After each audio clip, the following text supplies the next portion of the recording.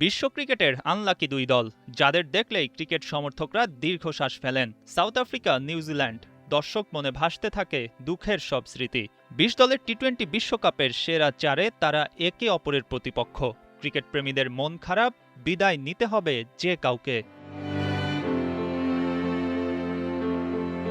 ২০০৫ সাল জোহানেসবার্গে south Africa New Zealand খেলতে নেমেছিল নিজেদের মধ্যে প্রথম টি-২০ ম্যাচ। সেদিন ম্যাচটি জিতেছিল কিউইরা। এরপর এই ফরম্যাটে আরও ১৮টি ম্যাচ খেলেছে দুই দল, যার মধ্যে সাউথ আফ্রিকা ১২টি, নিউজিল্যান্ড জয় পায় ৭টিতে। এবারের বিশ্বকাপে গ্রুপ পর্বে প্রোটিয়াদের সামনে পাত্তাই পায়নি সেন্টনার বাহিনী। ফাইনালে ওঠার ম্যাচটি তাই একই সাথে প্রতিশোধের সম্মানের।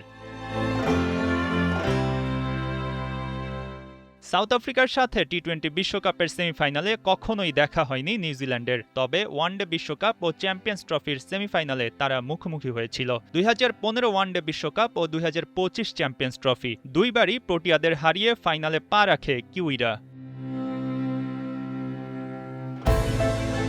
টি-২০ বিশ্বকাপে একবার করে ফাইনালে উঠেছিল দুই দল। সাউথ আফ্রিকার গল্পটা একেবারেই টাটকা। সবশেষ ২০২৪ টি-২০ বিশ্বকাপে ভারতের কাছে স্বপ্নভঙ্গ হয় মিলারদের। অন্যদিকে ২০২১ সালের টি-২০ বিশ্বকাপের ফাইনালে অস্ট্রেলিয়ার কাছে পরাজিত হয় নিউজিল্যান্ড। ফলে বেদনার গল্পে দুই দলের মিল যে আছে তা পরিসংখ্যানই বলছে।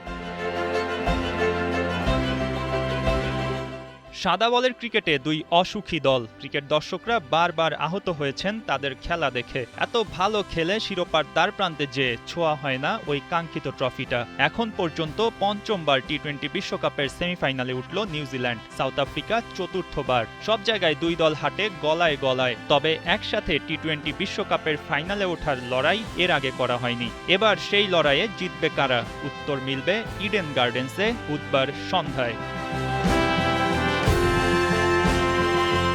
মঈন হাসান, ৭১।